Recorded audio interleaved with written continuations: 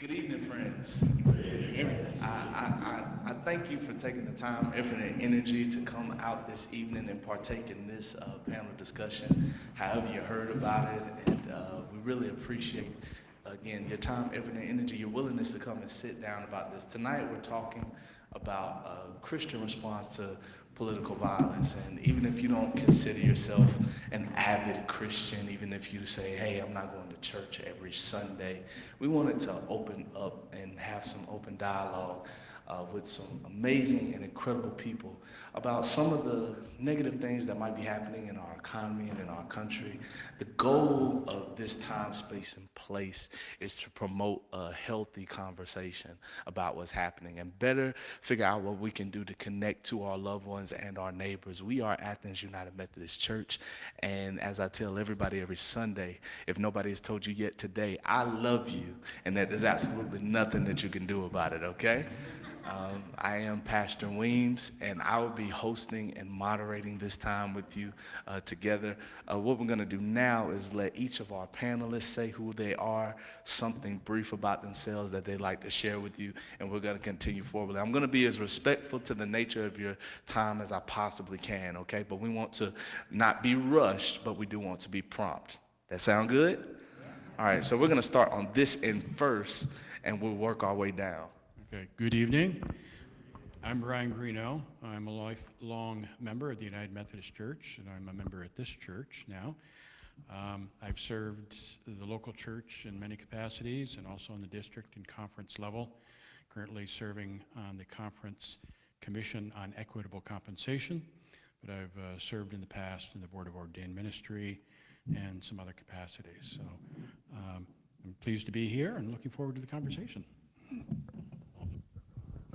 I'm Reverend Dr. Diane Bentley, and very loud, I guess. Sorry about that. I'm currently serving in Burlington at the Beacon of Hope United Methodist Church. I'm a retired elder in the conference. I started as a local pastor and then became an elder. Served in many capacities throughout the conference. And also tonight you'll see some of the fact that I was an English major when I first went away to college. So a lot of things, when I look at the questions that Chris has given us, some of the things we look at are the words. What are the words that we are using? So you'll see my English background sticking out as well as my theological background. Hi, and I'm Deb Gutierrez, and I'm from Waverly currently. I'm actually from the Valley originally, moved away for a while and then came back. I taught in the Waverly school system for 20 years. I taught ninth graders, so I'm keeping mine simple. I'm sure your English will come in very handy for me. And I retired. The Lord sent me back to get my doctorate, not until 2017, so it was later. And I thought I was going to be doing new teacher induction, and as it turns out, I'm concentrating on adverse childhood experiences and how they change the architecture of the brain and how we rewire that. So I have had a private practice for a while, and I also do some corporate work. There's some corporations that are great advocates for mental health with their employees around here, and so I work with them. And then I just started in August working at the Endless Mountains Behavioral Health Center in Sayre with wonderful recovering people, and that's been probably the favorite job I've ever had. I truly enjoyed that, so thank you. And thank you for your warm welcome.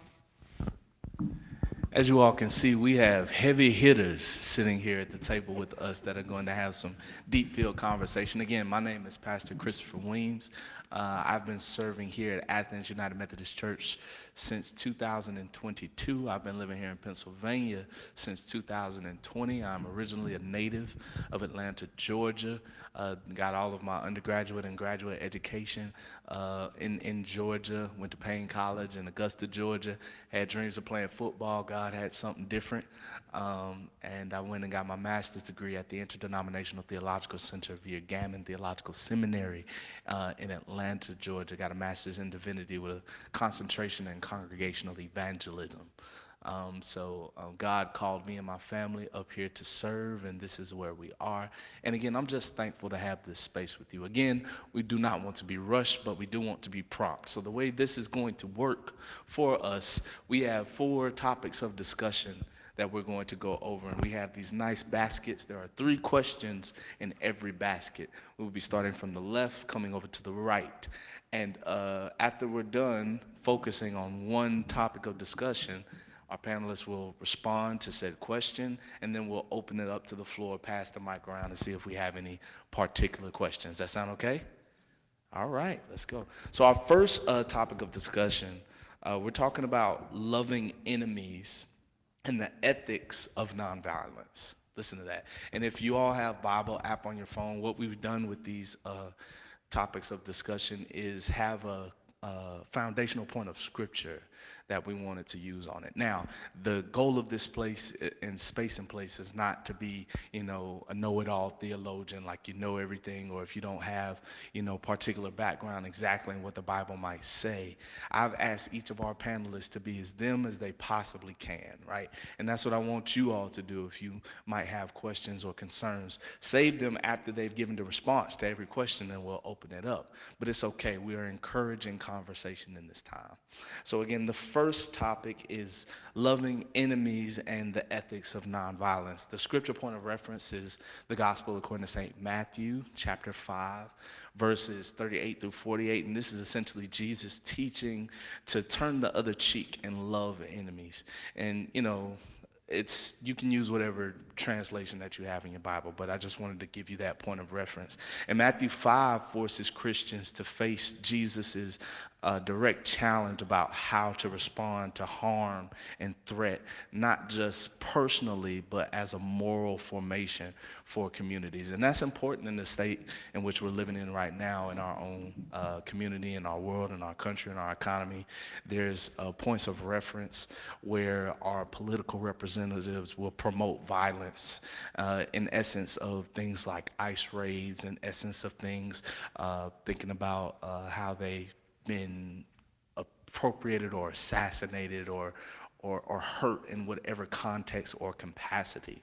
Our goal is to promote love in this space. So this is the first area of discussion we're going to talk about. So we're going to ask Brian at that end to be the first person to pick up something from that basket. We got a question, right? So could you please pick up one and read it for everybody and respond to it? So the question is, Jesus calls followers to respond to injury in ways that break cycles of retaliation. In concrete political crises, whether it's protest or police violence or assaults on public officials, how do we honor Jesus' call without enabling further harm? So where do we draw the line between nonviolent witness and necessary protection? Would you like me to speak on that? Please. Okay. Well, Matthew 5, verses 38 through 42 speak on the refrain from retaliation. And verses 43 through 48 talk about loving your enemies. So how do we respond to harm? And I thought it'd be good to lay some groundwork from the secular world, as there are some great historical points from the 20th century that might be good to share.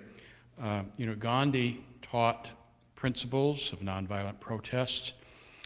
These are centered in the interconnected concepts of truth, love, and self-suffering. Reverend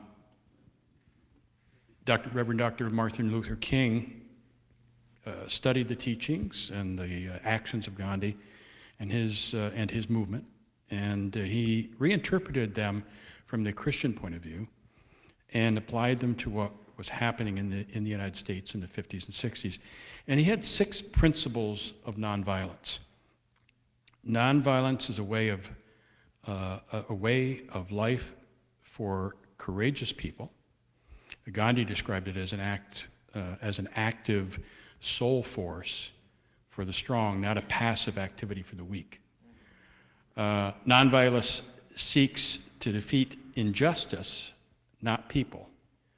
So tactics like civil disobedience, non-cooperation, or peaceful protest. Nonviolence seeks to win friendship and understanding. So you could use constructive alternatives, have long-term point of view, looking for the win-win solutions. Nonviolence holds that voluntary suffering can educate and transform, so willingly accepting suffering without retaliation. Nonviolence chooses love instead of hate, so based on the power of love and truth. And nonviolence believes that the universe is on the side of justice. And King spoke on this. He had a quote, "The arc of the moral universe is long, but it bends towards justice." Would you like to continue? It's your turn, Diane. My turn now. Am I doing the same question? Same question. Okay. One of the things that I thought when I was looking at this, and it kind of backs up against what Brian was saying, there's a theologian. He's a professor of biblical interpretation at Auburn. His name is Walter Wink, and he wrote in 2003, so it's a relatively newer book. And he talks about a third way, talks about what he calls, seems like a contradiction, but militant nonviolence. And he looks at what Jesus did when he talks about, well, go the second mile. And again, it's the context that makes a difference. A Roman soldier could require someone to carry their equipment for 1 mile. They were allowed to do that because it was heavy. They were on the march. So the thought was, well, we're the ruling power, so we can tell you, you have to carry it for a mile. Jesus advocates, once that mile is done, carry it a second mile. And the difference that makes is the power dynamic shifts. Now, the Roman soldier is going to be in trouble if his commander says, where did you pick this person up from? And it was 1.5 miles ago. So now the Roman soldier's ears are opened in a new way. The power dynamic has shifted. And you have an opportunity to talk to them because the power dynamic has shifted. So that, when he's talking about militant nonviolence, it's this idea that sometimes a little shift can get the opportunity to start talking, to make a dynamic shift. And once that dynamic shift happens, then some of your parameters shift.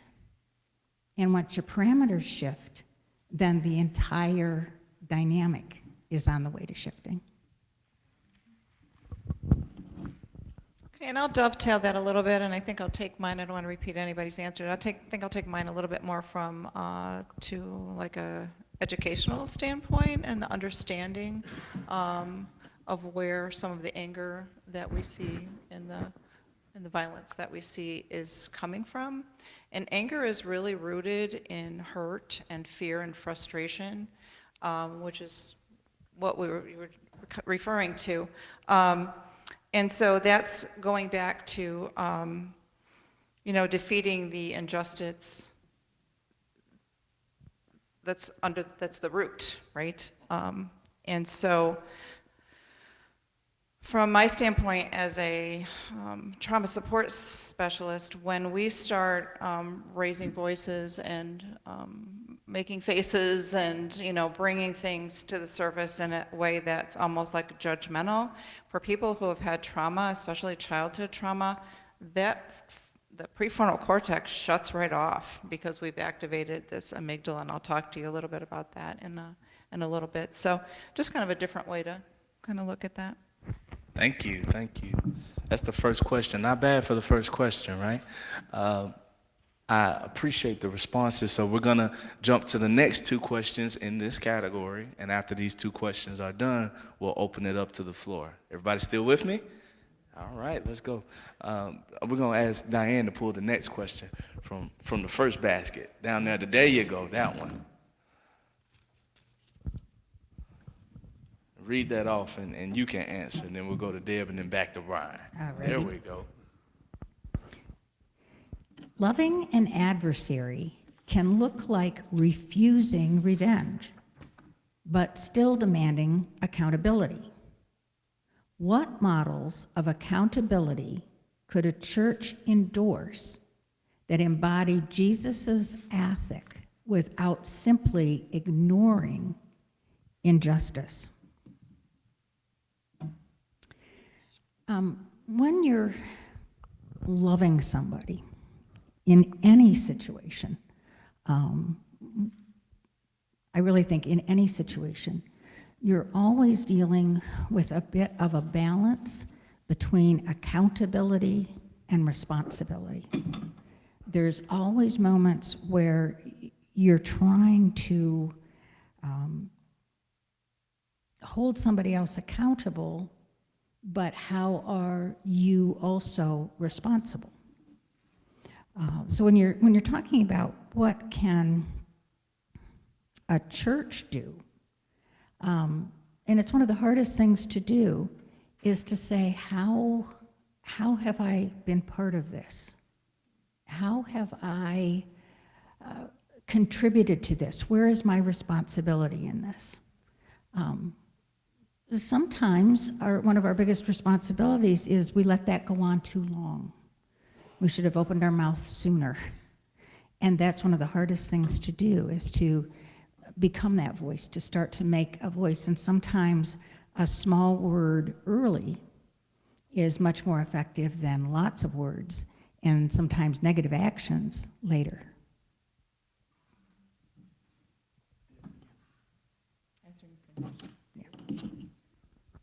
I got ahead of myself. It's my ADHD. So when I first read this, I thought about, how we can be angry and still pray. And we're all held accountable, and God will hold the people causing the violence accountable. But he also had limits, and so there's a place in there for justice, and there's a place in there also for forgiveness. And so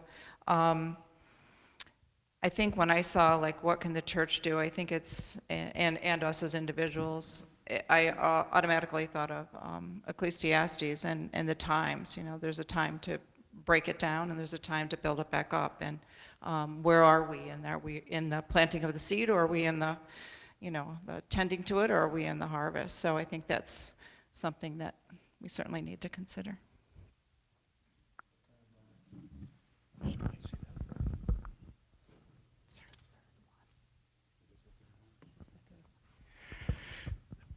So loving an adversary can be an extremely difficult thing. I think it may kind of go against our basic nature as human beings.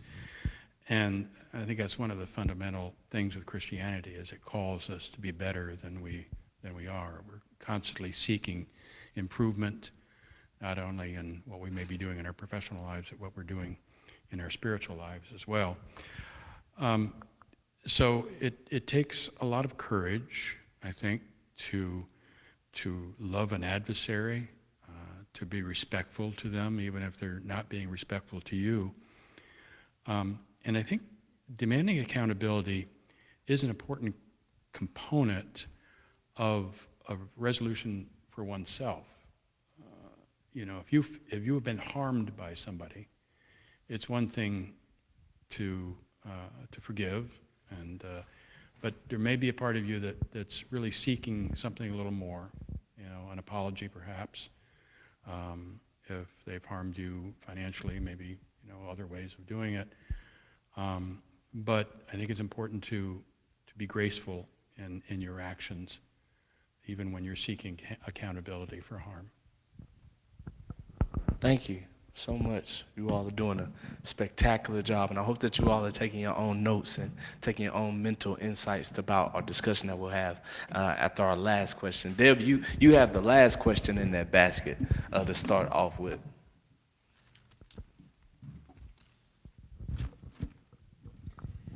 When Jesus says love your enemies, is he asking Christians to feel affection, to resist dehumanization, or both? How should that distinction shape practical policy and pastoral responses after acts of political violence? I remember this when I first got this question, I really spent some time pulling it apart, and my answer was both. In different ways. We can, we're led as Christians to forgive our enemies. That doesn't mean that we have to like it in the moment. And when we love them, it could be more initially as an agape love, right? And we know there's different forms of that. So, it could be one that's based more on action than feeling in the moment. And I think that pretty much answers mine, other than when I looked at humanization instead of dehumanization, and that's humanization is understanding, right, and empathy and trying to understand where that person might have been coming from, whether you agree with what happened or not. So that tends to be my go-to, is to look at it from that standpoint.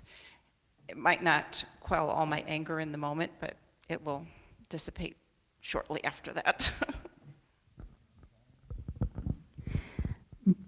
I think this is a much more complex question than we in our current context consider it to be, because we've heard it, many of us, since we were kids, love your enemies. Yeah, it's just, okay,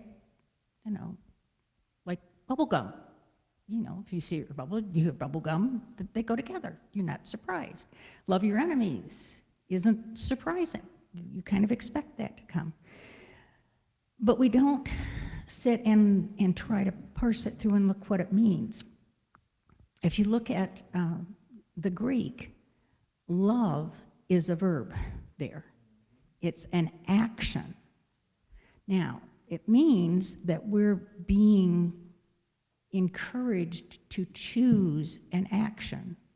And what is the motivation behind that action? We could just as easily be active by putting the word hate in. Hate your enemies. That's an action. But Jesus has said, love your enemies. And when he says that, then what is an enemy? And the word that is used in Greek is someone who is openly hostile. It's not just somebody that you disagree with. It's not just somebody that you don't like. This is advocating for a position in the face of open hostility. Choose to maybe not love in the sense of go up and give them a great big hug, but love them enough not to hate them. So it's kind of a nebulous answer in one way, and in another way, a very specific answer. We are to take an action, and our action is to love those who are openly hostile to us. And again, that's a difficult thing for us as humans to do. The question posed kind of it said something about where he's asking Christians to feel affection, to resist dehumanization, or both. And I had trouble coming up with an example or a context where it would do both at the same time. You can certainly resist the temptation for retaliation. You could certainly love enemies from a distance. I think would be a little easier. But how would you do both? I searched and could not find a great answer for that. If we have a moment, I would like to speak about resisting dehumanization, and we have a historical perspective on that. 70 years ago, a young boy, just turned 14 years old, named Emmett Till, was visiting family down south. Some of you see nodding heads, you know the story. He was from Chicago, was visiting his grandfather and cousins in Mississippi, I believe, and was kidnapped one night, was beaten horribly and shot and tied down and dumped into a river, the Tallahatchie River. His mutilated, lifeless body was found 3 days later, really hardly recognizable. His mother, Mamie Till, decided to have an open casket so that the world could see what they had done to her son. And it was a powerful impact on American society. When the first pictures of that, I believe, were published on the cover of Jet magazine, and soon after went around the world. And it started, I believe it's credited with starting the civil rights movement of the 20th century. A few months later, Rosa Parks refused to give up her seat on a bus, and she pointed to the murder of Emmett Till as giving her the courage to stay seated and endure the humiliation of arrest because she would not give up a seat to a white person. That, in my view, was an example of resisting dehumanization. Thank you all so much. Those are our 3 questions on this particular topic of loving enemies and the ethics of nonviolence. Do you feel all right? It's okay to talk back to me now. Do you feel okay? All right. We're going to open up to the floor on this particular question. If these responses sparked any answers you all. This is my beautiful wife. Wave your hand, baby. Yeah, that's my beautiful wife. She's going to carry the mic around and see if you all have any questions that you'd like to highlight or what you want some more keen insights on from these panelists. It's okay if you don't, because again, I'm not rushing, but we are being prompt. We got a question in the back. There we go, right here.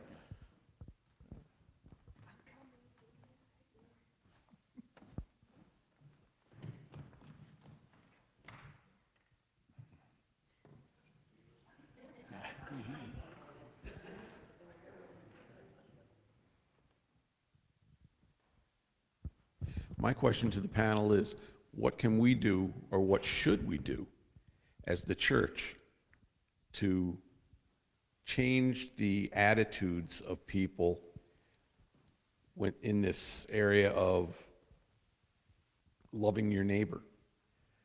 Because we get tied in a knot on one side of the aisle or the other, or somewhere way out in left field or right field.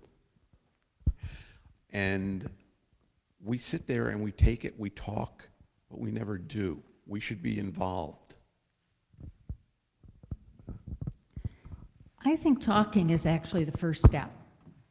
If you've ever gotten a knot, I tie my garbage bags in a particular way, and sometimes I have to untie them in order to get more garbage in them. And it always starts with this very little, okay, I just need a little bit to give so I can get that knot out. And I think sometimes if we're willing to talk, we are that first starting of getting that knot out. It isn't instant, but by talking, we start to say, well, what about thinking about it a different way? Or just, well, I don't quite see it that way. That act of talking starts to redirect conversations. It might not be a complete redirect at that moment, just like the first of the 20 times I pull on that knot in the garbage bag, it is not instantly open for me. But it will come. It just takes a little bit of time to get that knot undone. I'm going to take one more question, okay? I'm going to take one more, and then we'll go on to the next topic. Please do not forget that if you have any other questions that you feel didn't get answered or that you don't have time, we'll have a little fellowship hour after the fact, and you can talk to our panelists, okay? One more question, and we'll move on. Go ahead in the back. So in regards to love as an action, love as a verb, love our enemies, the people who are actively being hostile to us, I struggle with how do we love someone without endorsing evil behavior or cruel behavior? Where is the line between love and tolerance of unacceptable things? At some point, Jesus turned over tables. We all have a line where we have to stand up and say, that is enough. How do we find that line and still keep Christ in our heart?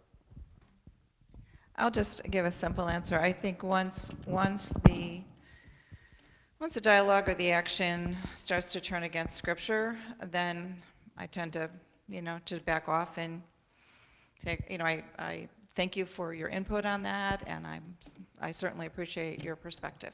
And what? And then you walk right through the crowd like Jesus, right? All right. We're going to move forward accordingly. I think that these are great responses and great topics so far. Again, just want to be respectful to the nature of your time. Our next topic we'll be going over is seeking justice and reforming systems that perpetuate violence. And we're basing this topic of discussion on Micah chapter 6, verse 8 in particular, where it says to act justly, love mercy, and walk humbly with God. And Micah summarizes conventional expectations as practical justice. It speaks directly to structural and communal obligations when violence is political or systemic. So again, 3 questions, panel, and then we're going to open it up. All right, that's the second basket. Diane, how about you start us off this time and open up with the first question?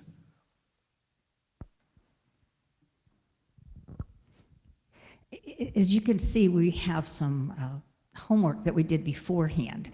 So we have some notes on this. So this is actually the third question on our sheet for the second question, if that makes any sense. Mercy and justice can be perceived as opposed in public debates. Compassion versus law and order. How can churches articulate a faithful ethic that refuses that false dichotomy and wins trust across skeptical audiences?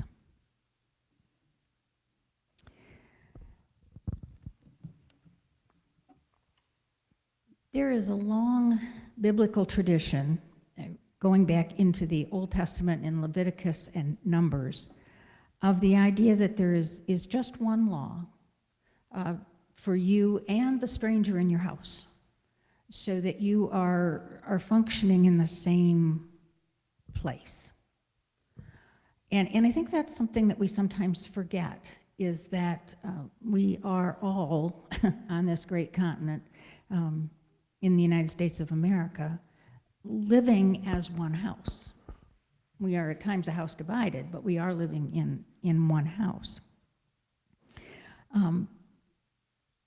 So how do we accomplish that? Deuteronomy says to hear the small and the great.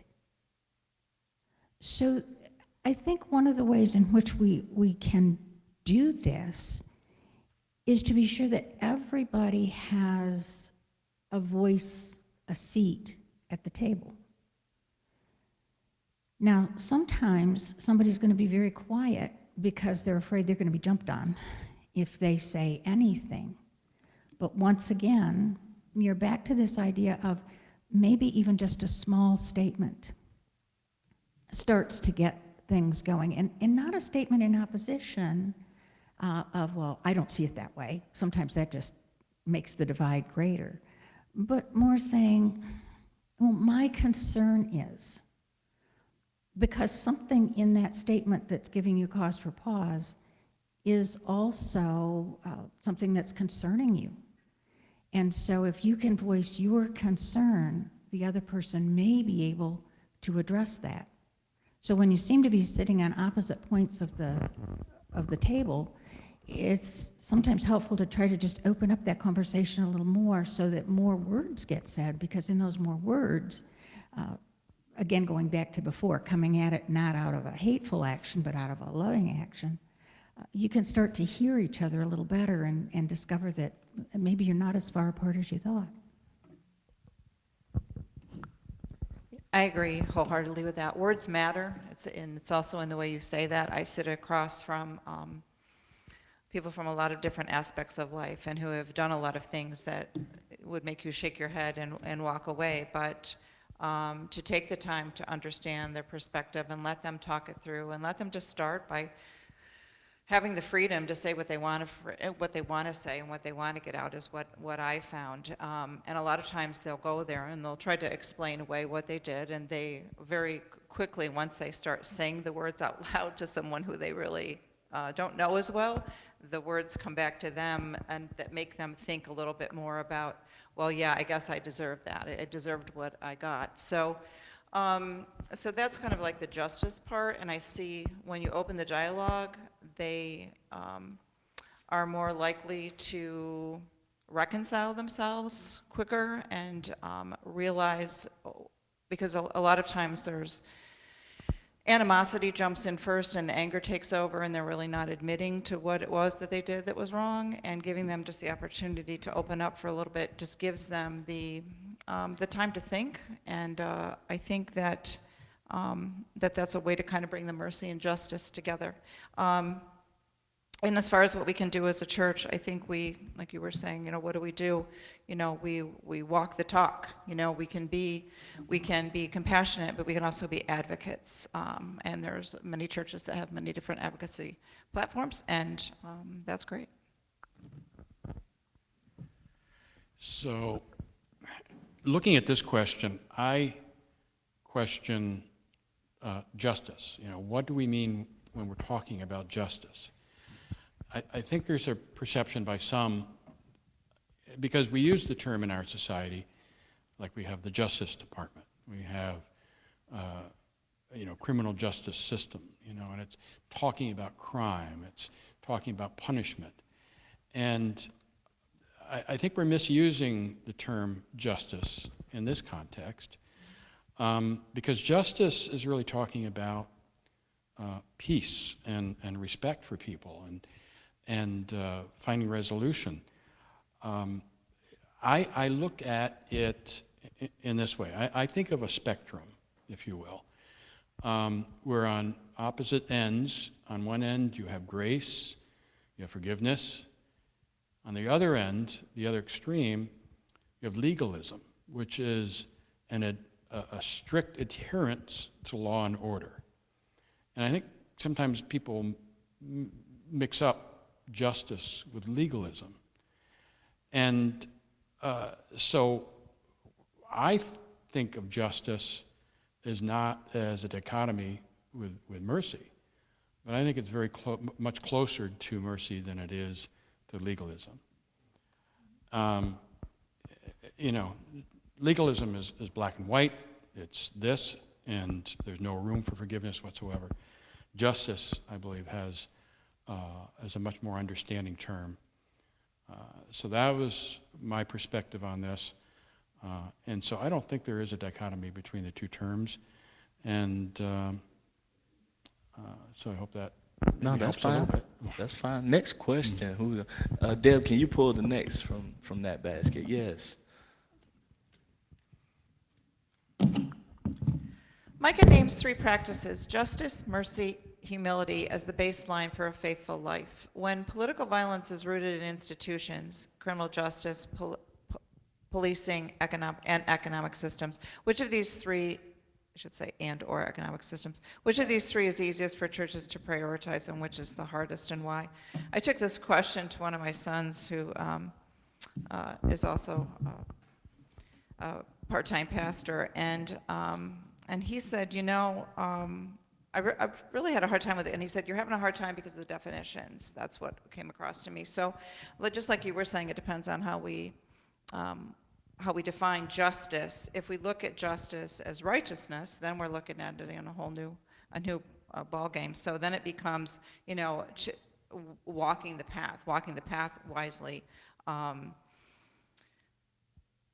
and staying in your lane, right? And then mercy is a choice, and mercy opens doors, and it opens opportunities, and it opens up discussion, as we were talking about, in dialogue.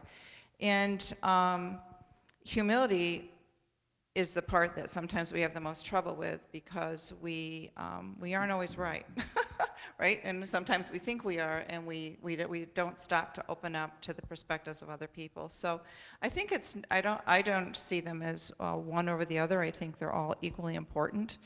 And I guess when I thought about it, I could argue any of them could be, you know, prioritized or easiest or hardest. So I really don't have an answer to that part, I guess, is what I'm saying. So I gave this some thought too, and I think as a church, I think we're doing okay with kindness and mercy and walking humbly with God.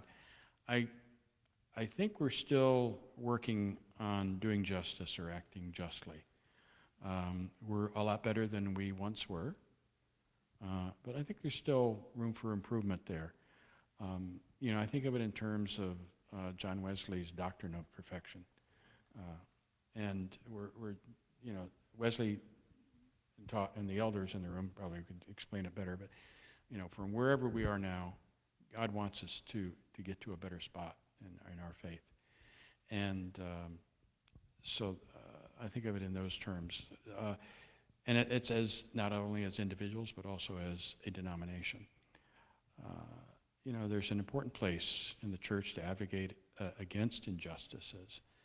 And it's because these injustices are harming God's children. I think injustice, as you were saying, Brian, is a good way to come at this. One of the realities for those of us who are in the United Methodist Church, you're going to see a lot of parallels between political situations right now and your actual local United Methodist Church. The democracy and the basis of the United Methodist Church both grew up at the same time. 3 branches of government, so many different ways in which there's similarity.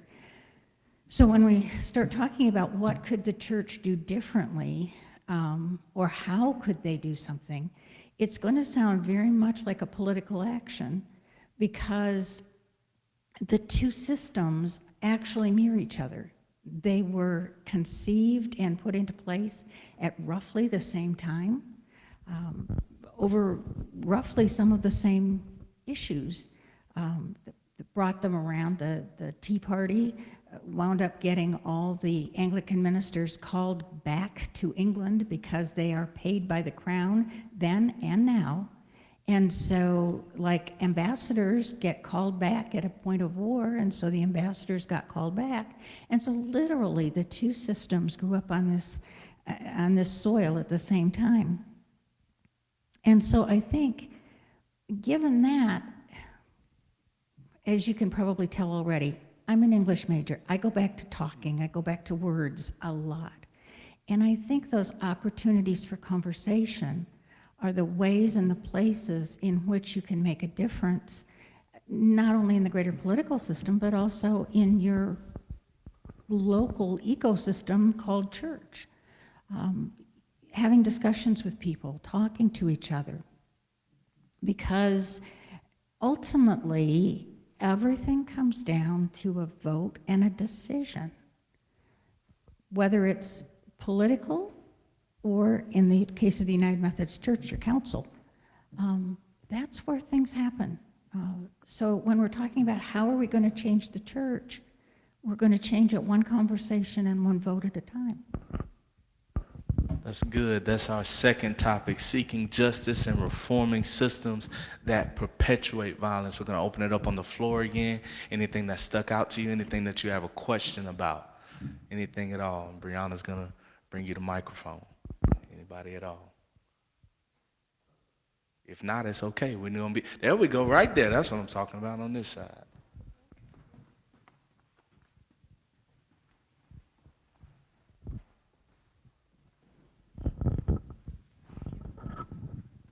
My name is Allison. My issue that I'm having is with fellow Christians, more so than my interactions with unsaved people. And it's caused great division within my family. So my family's born again, I'm born again, and we can't seem to get beyond that.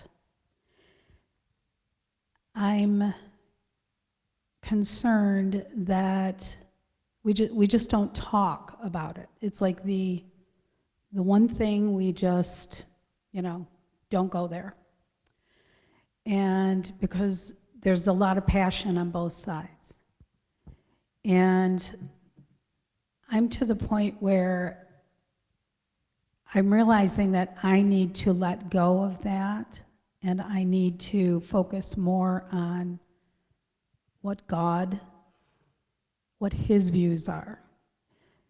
And I'm having some difficulty in getting the other parties to approach it in this way.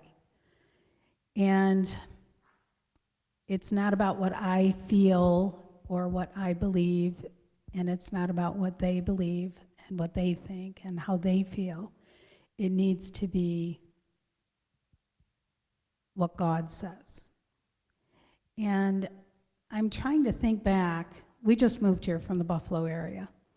And I'm trying to think back of, and I can't see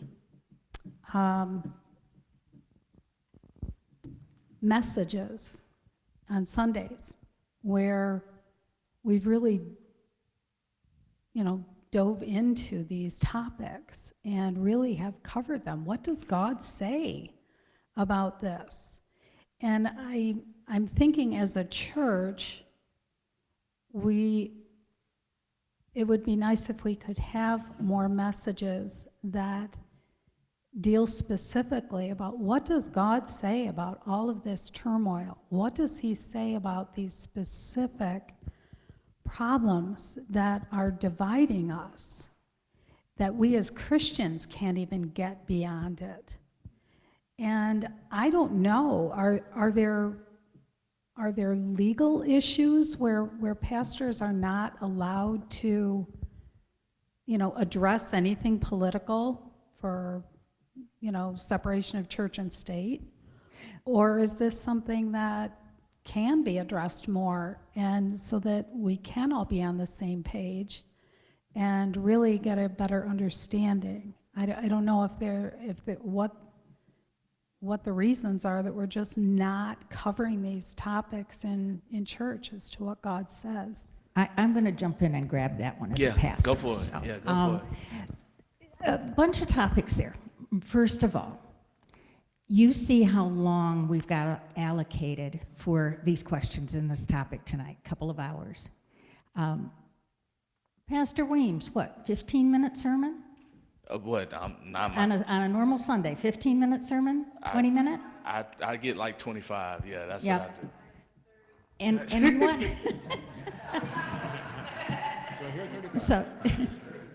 So the reality is, part of what your frustration is simply the time frame of trying to be in a worship service, which is a variety of things. Worship service is designed actually to hit a lot of the intelligences. Some people are more physical. Some people want to be, so the up and down part. Some people want to be silent, so the prayer part. Some people want to sing, so we have the songs. We have prayer to encourage you into meditation. Those are all parts of some of the aspects of intelligences, ways that people connect with the world. So when you take an hour service and try to put all of that in, and then solve all the problems of the world at the same time, it's not going to happen. And that's why church is not just about an hour on Sunday morning. If we expect our hour on Sunday morning to deal with everything, it's never going to happen. That is why there need to be study groups. That's why there need to be venues like this, different opportunities where you can spend some time and do a little bit of a deep dive into all the different aspects of the many things that we need to talk about. And as far as addressing political items, there's a lot, again, that could be a whole conversation in its own as to what churches are allowed to do, pastors are allowed to do, that kind of thing. Part of it is simply whatever a pastor says can be completely misconstrued, particularly if you're trying to cram a 2-hour discussion into a 20-minute sermon. It really happens very quickly. As I was on my way to ministry, remember, I was an English major. I served some time as an editor of a small local paper. And I would have people come in after reading my editorial and place the paper firmly, shall we say, on the counter at the front desk and say, "I can't believe you said that." And I soon learned that my best response was, "I can't believe I said that either. Show me where."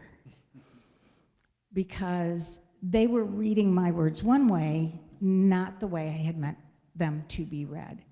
So when you're getting into some of these very deep things, yes, the church needs to be offering some voice, but a Sunday sermon is not the place.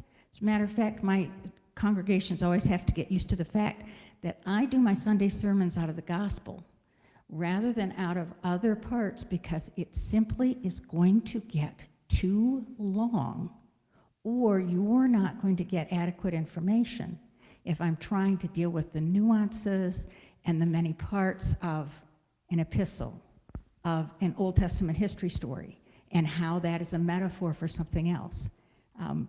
You're not going to want to sit there through Sunday supper, you know. So for me, that's really part of it. Is it a problem? Yes. But part of the problem is the need to expand beyond a Sunday morning hour. And I'm not on the panel, but you asked a specific pastoral question. That's why Pastor Diane jumped onto that. I'm a little bit different than Pastor Diane. Anybody that comes into my or our worship experience that we have here on Sunday, I'm an avid believer that Jesus' death was an act of political violence. I believe it was so. I really like how Brian pinpointed earlier and mentioned the dehumanization of Emmett Till. Right? We don't look at that as something that was divine. We don't. We just see it as this horrible tragedy. But it was the decision of the mother to have an open casket funeral and say, "This is what the world did to my baby boy." Imagine Mary at the foot of the cross, her baby boy being murdered in front of the whole world to see. That is an act of political violence, right? Now, some people don't want to touch that. Most pastors, depending on who you're talking to, don't want to touch that, because as Pastor Diane just said, it leads into a very deep dive that people aren't in tune to. And some people didn't want to come to hear that. Some people might have just wanted to come to worship and get what they are. And that is contingent based upon how the pastor decides to carry out his sermon time, his or her sermon time. You have to be respectful to the nature of how people are going to believe and understand in that regard. It then becomes how God has led that particular pastor to speak to those things. I'm always one that is rooted in Black liberation theology, as administered by John Wesley. I advocate and have preached the teachings of Dr. Huey P. Newton and Fred Hampton. I just mentioned at our prayer meeting last night a quote from Fred Hampton, who was a part of the Black Panther Party for Self-Defense that was founded in 1966. He said, "You can kill a liberator, but you can't kill liberation. You can kill a revolutionary, but you can't kill revolution. And you can kill a freedom fighter, but you can't kill freedom." See, that's gospel to me. Right? Somebody else may not want to dive into that, right? But again, I really think it goes off of what Pastor Diane said. That's real hard to stick in a 25-minute sermon. It's really hard because you can dive into that so deep. That's why these spaces are necessary. Okay, that was a loaded question. If you all don't mind, we're halfway there, right? We can jump into our third topic now. We're halfway there, all right? Our third topic, we're talking about pastoral care, trauma, and communal healing after the violence, right? And our scripture that we're basing that in is 2 Corinthians chapter 1, verses 3 and 4, where it says, "God comforts us so we can comfort others in their suffering." And political violence, it wounds bodies and souls. And Paul's pastoral theology gives a theological basis for churches to be centers of comfort and resilience. That's what we want to focus our discussion on now. So we're on the third basket. Deb, you pull the first one and respond to it.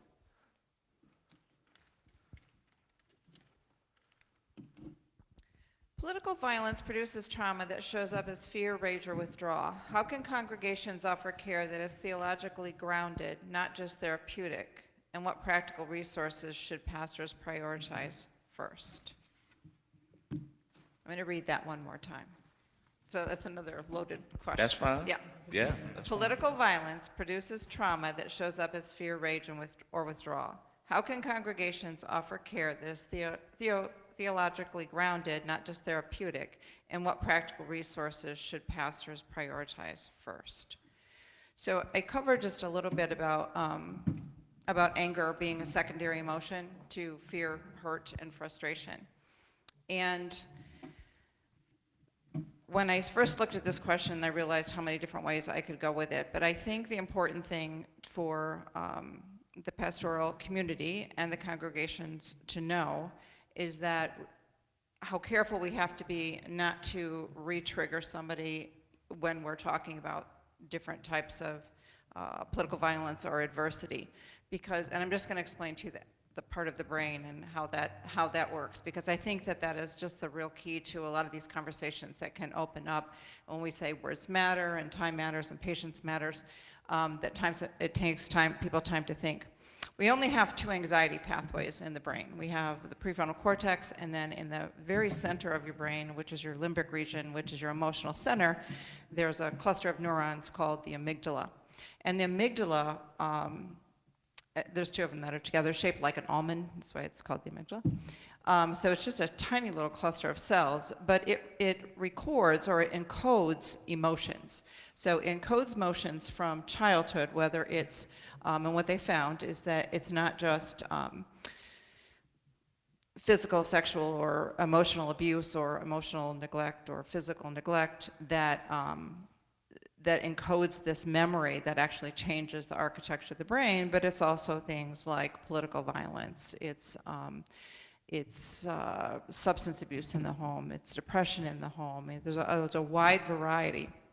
So, and the more of these individual adverse childhood experiences someone has, the more difficult it is for them to calm down after you bring up a topic like political violence. So I think, again, that kind of speaks to your question about taking the time to kind of make sure you're meeting all these trauma-informed needs at the same time that you're trying to have the discussion.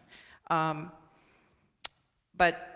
bottom line is that in terms of the care and the trauma and the healing, there's a lot that can be done in the church. There's not just forums, but there's, I'm doing an ACES called ACES Overcomers series with Helen White, if any of you know Helen White. It's going to be held in the Waverly Community Church, January and February. And it's overcoming adverse childhood experiences, and it's evidence-based and it's faith-based. So it's that kind of thing, I think, that pastors, I don't want to say sponsoring, but hosting those kind of events that are open to the community that can help us move past some of those. I think I've taken up too much time too, so I'm going to pass that on. But sorry, got off on my teaching tangent there. I'm going to actually kind of piggyback on yours.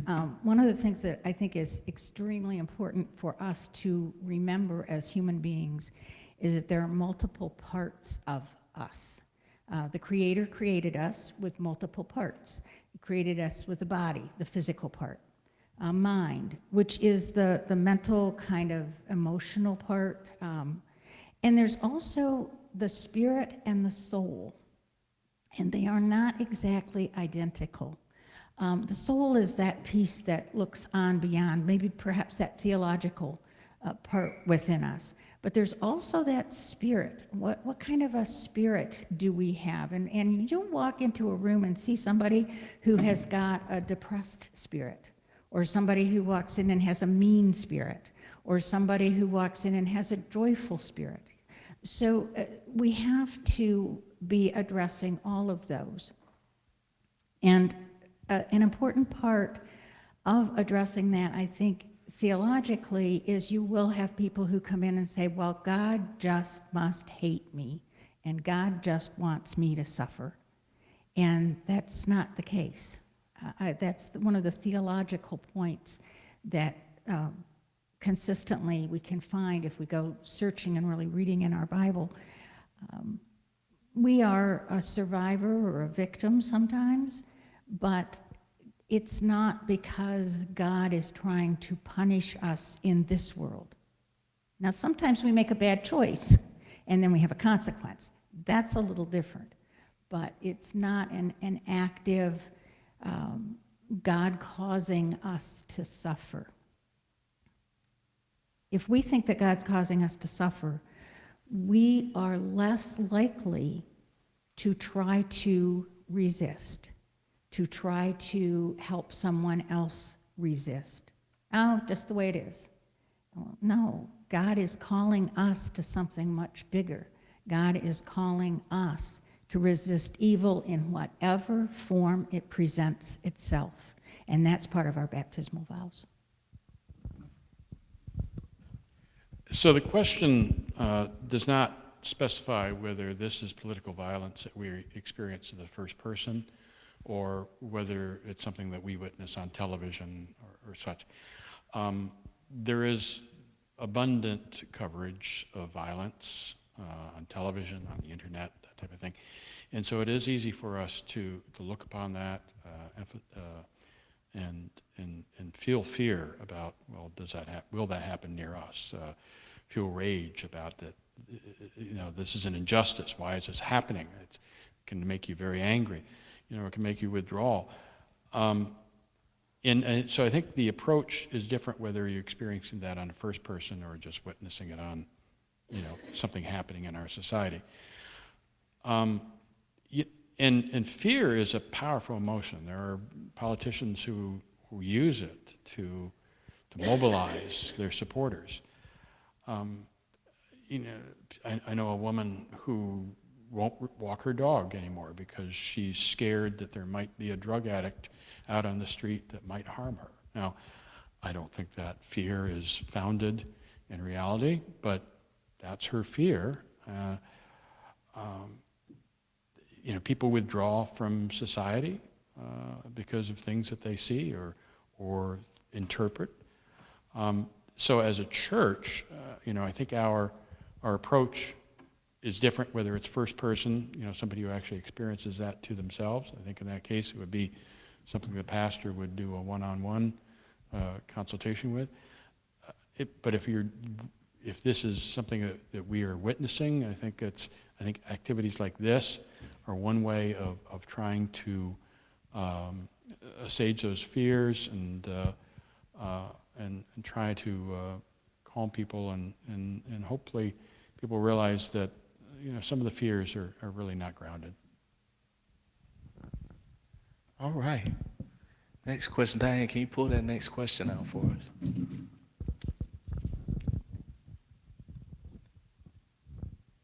Paul says, comfort is passed on. How should churches balance immediate emotional care for victims with the need to address public truth-telling and systemic accountability? Which comes first, or must they proceed together?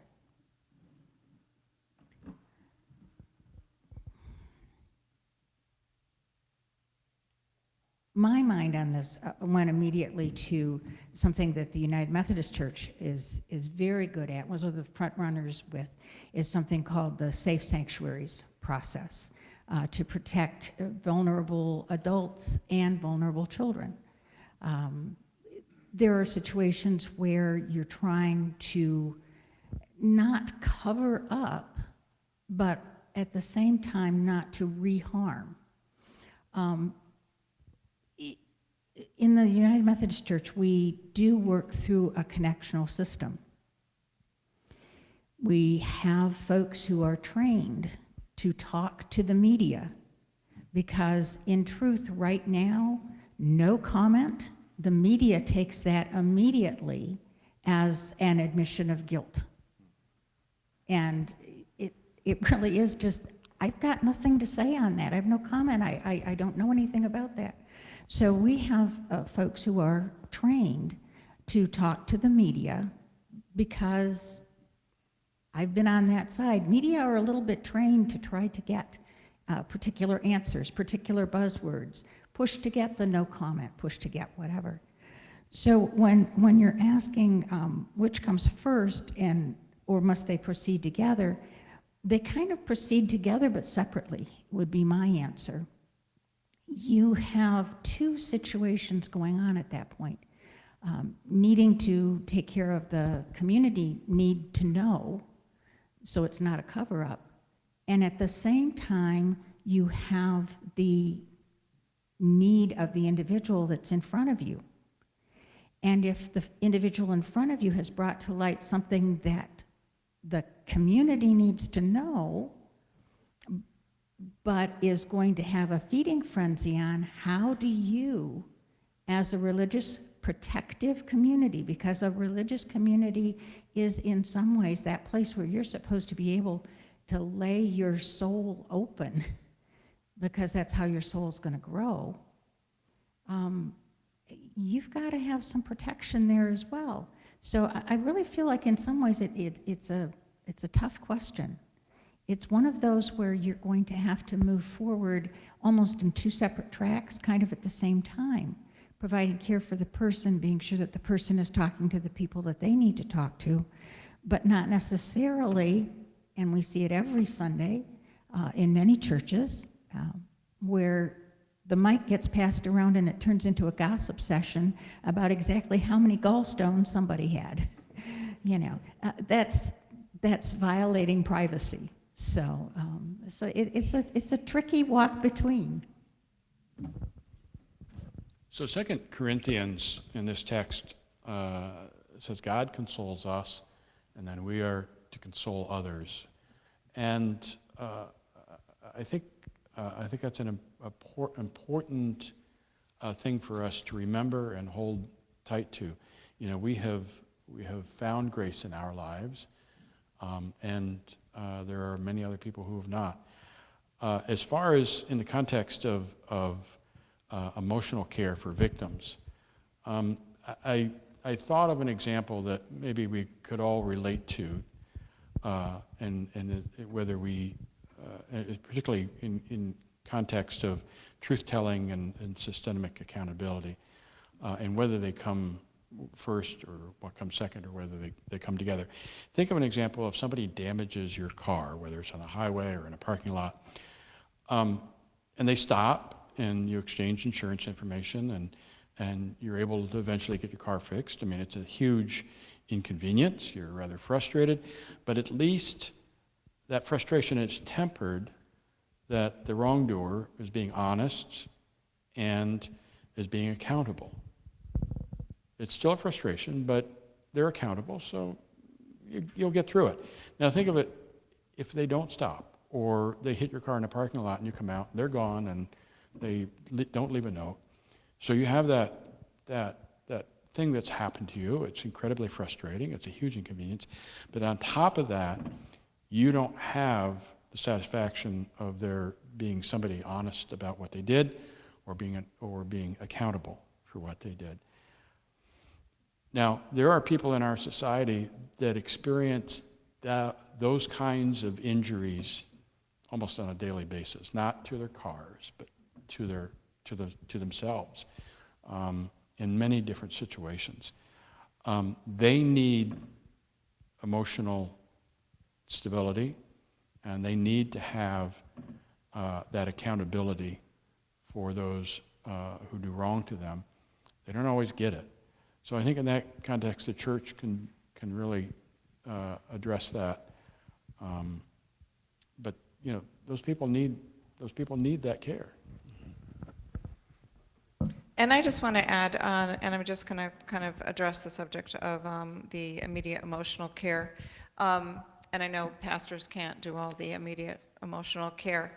There are a lot of resources in the Valley for that, and there are resources that are available that are free to train people to be mental health specialists or mental health helpers in the church.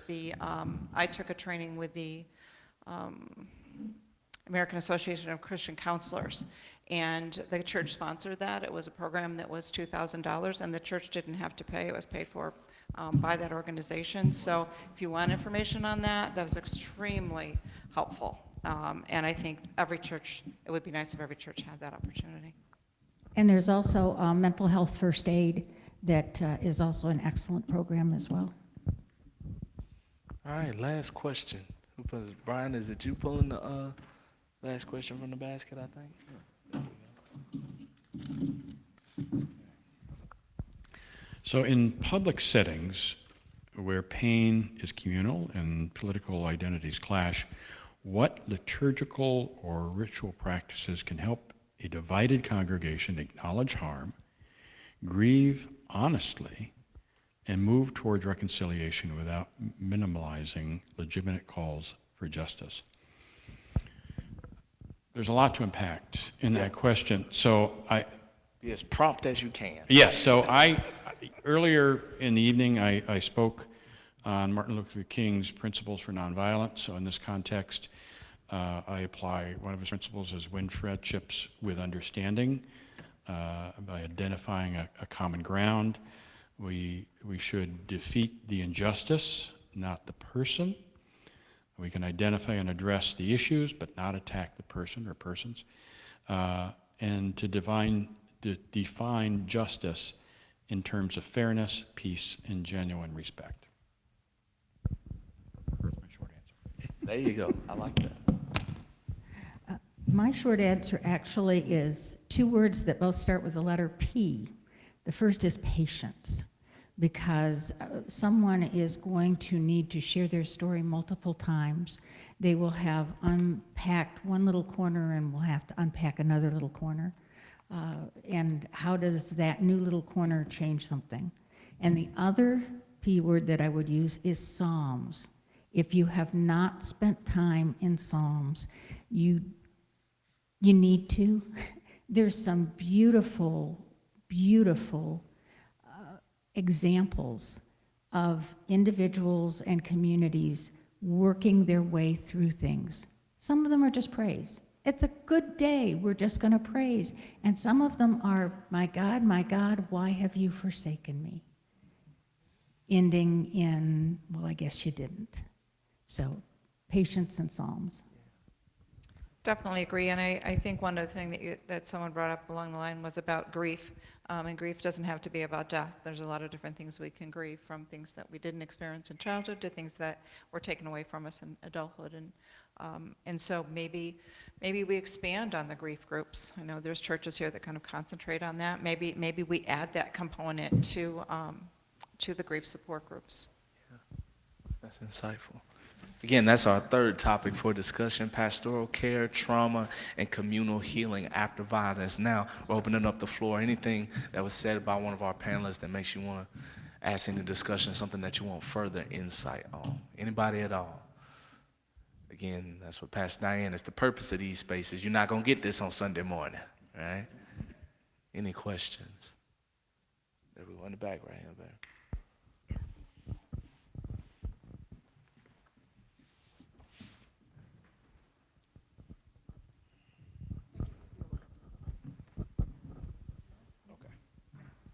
I just wanted to say thank you for doing this. This is amazing, opening your space to us. And I wanted to say, I think it was Brian mentioned earlier, you were talking about legality and morality. Legality is black and white. Morality, there's more nuance there. I was very happy to hear that because I agree very much. I think of it like a landlord throwing somebody out of their apartment. Maybe they had the law on their side to do that, but it's not right. And I was also very impressed to hear the pastor talk about the Black Panther Party. I like what they did, especially in the beginning with their direct action and their school breakfast programs. They saw a need. That was called the most detrimental state to the United Methodist. In the opinion of J. Edgar Hoover, he told those free breakfast programs were the most offensive and detrimental state of the United States of America. I'm sorry, I just had to. No. You're good. Yeah, you're right. They saw a need and they filled it. And while I'm not a religious person, I am heartened to see churches and organizations using their resources and their spaces to reach out to the community. It's good to see. So, thanks again.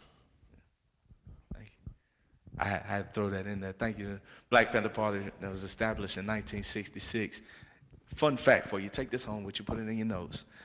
J. Edgar Hoover was the director of the FBI at the time, said the most threatening state or the most threatening entity to the internal security of the United States of America was the Black Panther Party's, for self-defense, free children's breakfast program. That was the most detrimental threat to the internal security of the United States of America. Grits. That's what it was. I just want y'all to know that. Anyway, fourth topic. You have arrived, right? The fourth topic, right? The fourth topic. We're talking about civic responsibility, prophetic witness, and Christian public engagement. This last topic is centered around the scripture of Jeremiah 29:7. Seek the welfare of the city where I have sent you.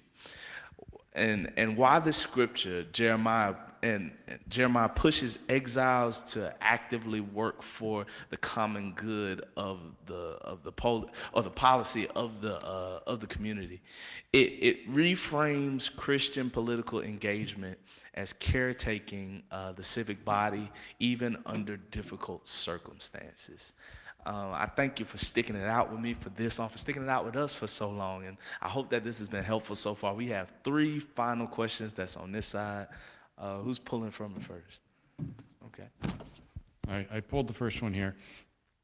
Prophetic witness sometimes means calling out the state.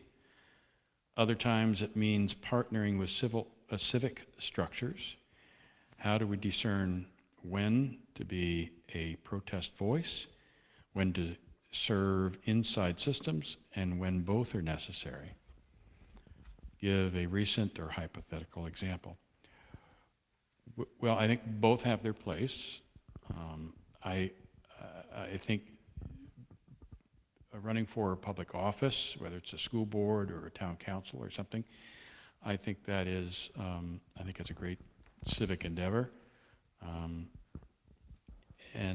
But we also have the ability to protest and at the appropriate times. So I think both are necessary, and that's my short answer on that. I think God helps us.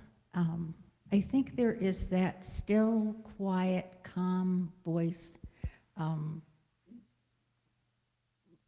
Pastors encourage people, if somebody's on your mind, call them, pray for them. God is nudging you. So in these greater things, there are moments where your prophetic witness is being called or nudged. You got called or nudged to get here tonight. And you may have somebody who said, well, I thought about going, but I didn't go. Now there's your opportunity to talk about what happened here. So I think there are those moments when God really calls us and nudges us, and sometimes we ignore it for a very long time, but God calls us. And I'm going to dovetail that one. You have to know your calling. If you know your calling, if you don't know your calling, ask God. He's going to give it to you, and then He's going to give you step by step what to do. I just went through that process with the new adventure that He put me on. He says He'll equip you. He will. Take the action. When He tells you to rest, do whatever He just told you to do. You can still be a voice. You can be a voice and be a light and not be the darkness in that. And He's going to give the answers that you're looking for on that journey. And if you're going to decide that you're going to step out and voice your opinion, right, or do that, just know what you're getting into, and know that words matter. So. And say a quick prayer on the way in. Yes. Next question.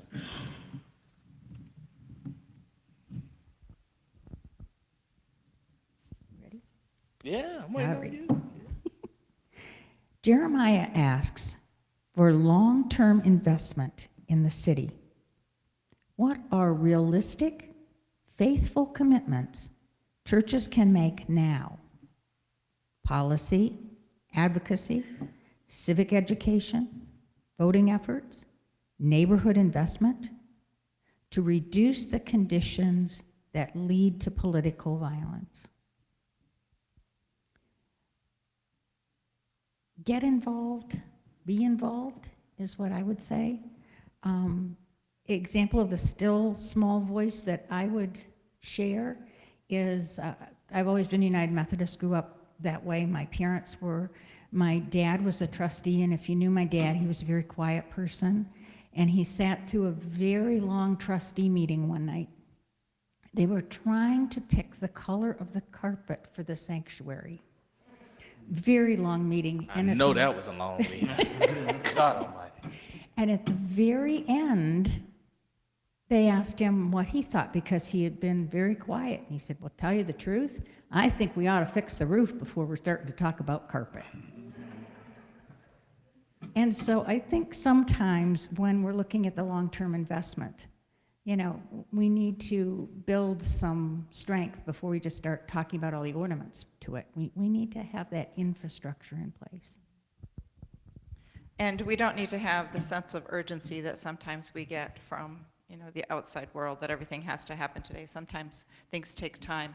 I've been thinking, God's been thinking, not me, about some type of a community, a Christian community coalition that just looks into the needs of the valley and who's doing what. Each church has its calling. Are there some things that we can do collectively? Can we like do some of these small groups at different churches? What's out there, but what are the gaps? We don't even know what the gaps are. We can't fill them until we know what they are. So that's something that takes a little bit longer. And a coalition isn't a group that meets, for years, but maybe 6 months and take a look at the community resources. So if you're interested in that, let me know. So meeting the needs of your community is one of the very important parts of a church. In the context of this question, policy advocacy, civic education, voting efforts, neighborhood investment, I think those are all great avenues to pursue. I think one of the obstacles that we have in reducing the conditions for political violence across our country is that some people are in information silos. They have voluntarily segregated themselves into narrow, select sources of information and influences. And I see this often, that people want an easy answer, not necessarily the correct answer. And that's hard to combat. We need to break through that so that we're not just preaching to the choir. We really need to find a way to reach people who have isolated themselves in their own silo. I don't know a great answer to how to do that yet, but I think a church that's more involved in the community is a great way to step in the right direction. And I'll say, piggybacking on Brian's comment, the social media algorithms of today really do put people in their own silos. You wind up with this, I will say, oh, I got on this whole bunch of really cool things, And church has long been the place for networking across a variety of fields of endeavor, socioeconomic backgrounds. That's where church was one of its strengths, always. That you really you saw your neighbors, but you saw all your neighbors, not just the ones that live next door to you. And I think that churches have different roles in the kingdom. And if we had this coalition, we could start to figure out which church is doing what, where do they fit in the kingdom, how can we help, and what do we have that we can offer people who are looking for that. I asked the other day at the recovery center, asked one of the techs that's there, what do you need? What do people need? I mean, there were some basic needs. They need Bibles, by the way, if we have some of those. Don't go off on a tangent. But they need outings. She said, we need outings. These are people in recovery. They're ready to get back into the church. They're ready to get back into some activities. They're ready to get back into some community things. And what do we have to offer them? What is there? So anyway, just some thoughts on that. And thank you very much. Next question. How many more in there? Was that the last? That's it. That's our last question. All right. Political violence produces trauma we already read this. That shows up as fear, rage, or withdrawal. We did this one. We did that one? Yeah. Did I print a question twice? Lord have mercy, I think I printed a question. This one? What's in that basket? Well, it would be the one we haven't answered on here. Which one have we not answered on that? Jeremiah calls God's people to pursue. No. Is that what it? I now ask it so that everybody can hear this. And I'm sorry, charge it to my head, not my heart. It's been rough, all right? Was it, our last question is, Jeremiah calls God's people to pursue the city's welfare even while in exile. How should Christians pursue public policies that protect citizens while resisting participation in violence or fear-driven politics? We're gonna start on, Brian, we'll start on your end. We start. Okay. Vote. We can write letters to our representatives, to our senators, to newspapers. We can run for public office. We can join a local political party. We can attend town hall meetings like this and some others. And I even suggest financially supporting public TV and radio.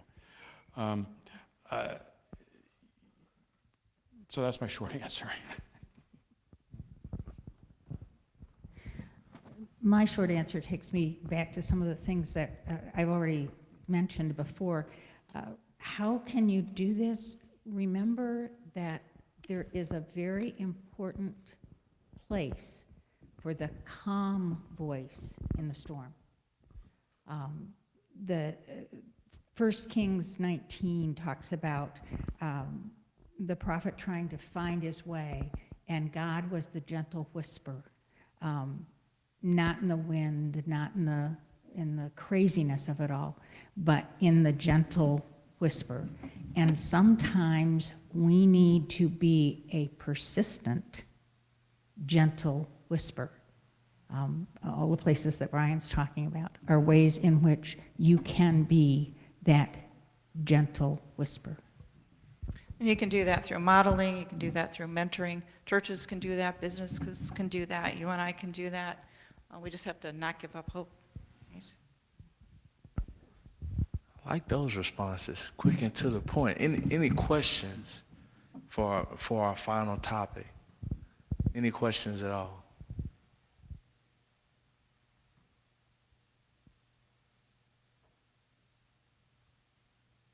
There we go, right here.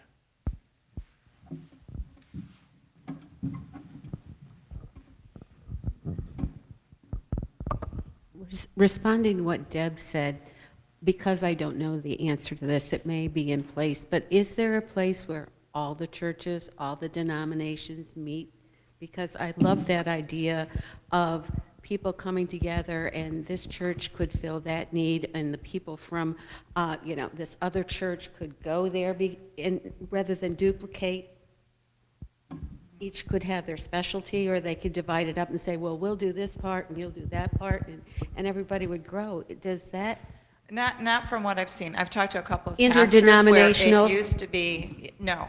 And there were in the past, and then, things happen, and pastors are busy. So this wouldn't, not that we wouldn't include pastors, but it's the rest of us, right, that are out there doing our part there to figure out what the resources are. So yeah, it would be interdenominational. What? I'm sorry. What about fraternal? I don't know. I haven't even. Yes. Yeah. I don't know why it couldn't be. I don't know why we couldn't expand that reach. Yeah. Back in the day, I'm not up on the current situation, to be perfectly honest, and I'm ashamed to admit that, but I'm not. The Bridge used to be a phenomenal opportunity across the Waverly, Sayre, and Athens school districts for exactly that. They met monthly. Every church had a representative. Every church tended to do what they were good at. 4 churches, actually 5, because sometimes you would have a 5th day of the month. I think it was Thursdays used to be. I don't know if there's Well, still. I currently still write Thursdays. vouchers for the Bridge, Yeah. and Athens hosts a free meal that they do the second Thursday of the second and 5th Thursday of the month. And from what I've been told, based upon the people that work in the kitchen, you can go to different churches in the valley on a different day of the week and be able to get a meal, right? So that is a slight way in which different denominations cooperate together.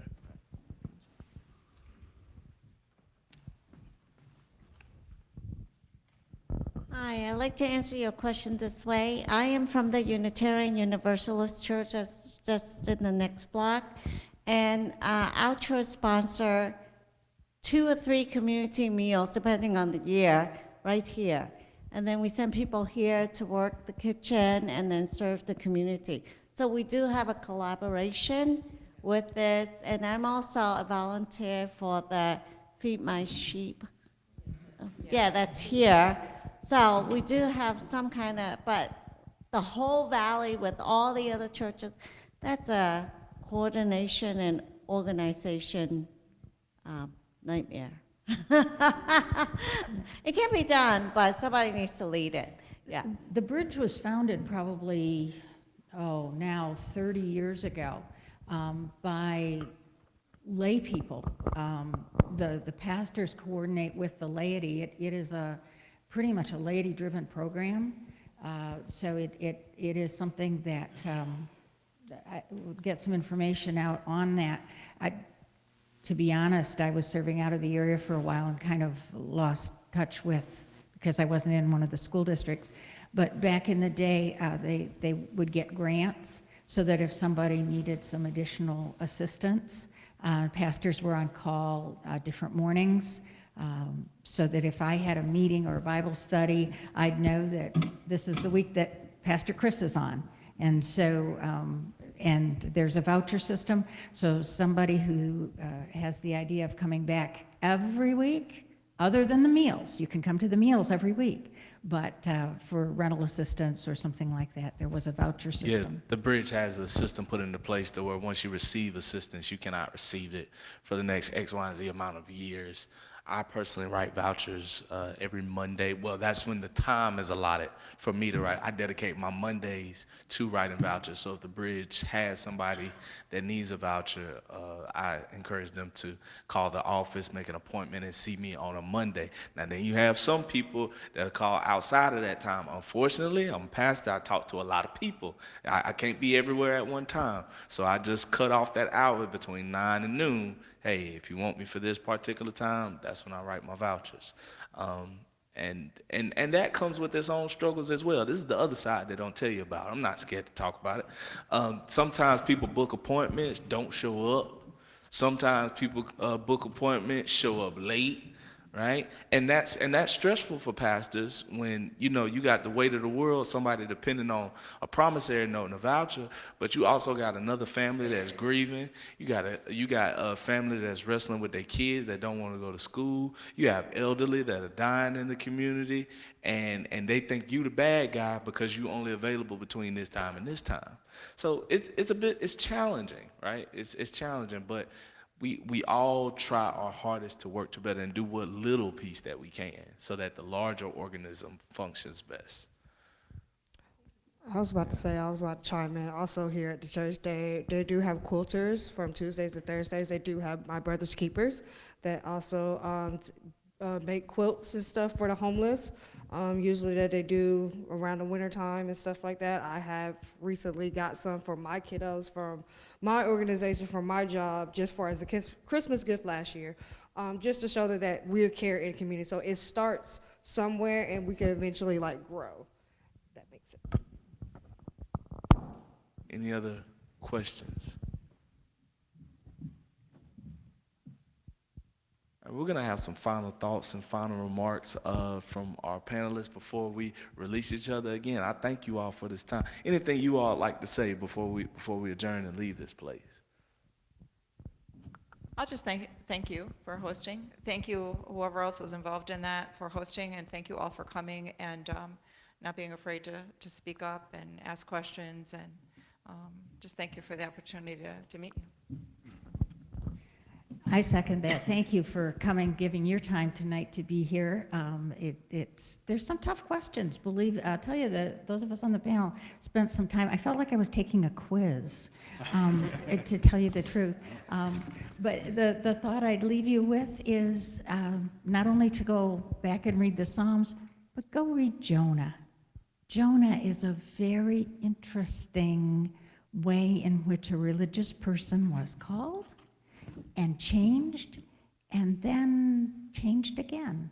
So Jonah's a good way to move into what difference can I make. So I wanted to share a few thoughts. We've talked a lot tonight about injustices. We see them often in the world. And there's a long-held understanding that when people do not speak out against an injustice or against atrocities, that they are then aiding the oppressor. Silence does not aid the oppressed. In John 3rd chapter, Jesus uses light and darkness as a metaphor. Evil and evildoers like the darkness. Jesus came to dispel the darkness, and he came to be the light for us. And Dr. King used this metaphor many times, and in one such time was in 1963 when he spoke to a white audience in Atlanta, Georgia. But his words could be spoken to us today, and he said in part, "Yet there are in the South millions of people of goodwill whose voices are yet unheard, whose course is yet unclear, whose courageous acts are yet unseen. These millions are called upon to gird their courage, to speak out, and to offer leadership that is needed. History will have to record that the greatest tragedy of this period of social transition was not the vitriolic words and violent actions of the bad people, but the appalling silence and indifference of the good people. And our generation will have to repent not only for the words and acts of the children of darkness, but also for the fears and apathy of the children of light. So friends, I hope you see that we are the children of light. Jesus dispelled the darkness in our lives, therefore it is our responsibility to shine a light and drive away the darkness around us. Oh my gosh, thank you. Give them a round of applause. Quick thank yous. Thank you to Jim and Rebecca that have been like spurheads for a lot of this taking place. Thank you to Brenda. Thank you to Scott. Thank you to everybody that took the time. Thank you to Priscilla. Thank you for all of these people that took the time, effort, and initiative to make this happen. This wasn't just me. It's a communal effort that we take place. If you don't have a church home, we welcome you here at Athens United Methodist Church. We have a fantastic sermon series that we're doing throughout the month of November, where we're talking about faith through the generations. And you will see conversations every Sunday like this that we're having on Sunday. Ms. Lois Blood just did our first Sunday, and I'm not going to tell you who's doing this coming Sunday because I want you to come and find out for yourself. Please, we want you to come and be a part. How many of you all are on Facebook? Please raise your hand. If you're on Facebook, raise your hand. Please like, share, and follow us on Facebook and Instagram as well. We're trying to increase our social media presence here at Athens United Methodist Church. Again, I thank you from the bottom of my heart, and if nobody has told you yet, again today, I love you, and that there's absolutely nothing you can do about it, all right? You are, Rebecca, I'm sorry. Rebecca, you had something to say?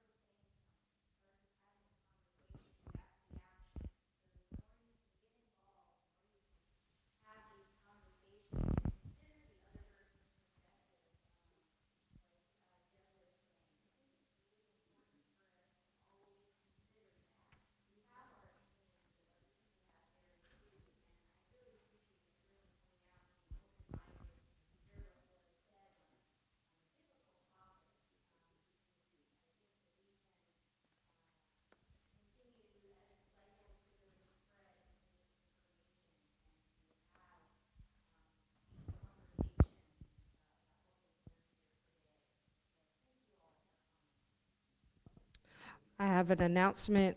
So we do have refreshments after here. We do have some lovely cookies and some water and some lovely beverages out here. If you guys want to stay here to talk to the panelists out here or the pastor, you're more than welcome to have it out here, okay? Thank you all so much. Have a good evening.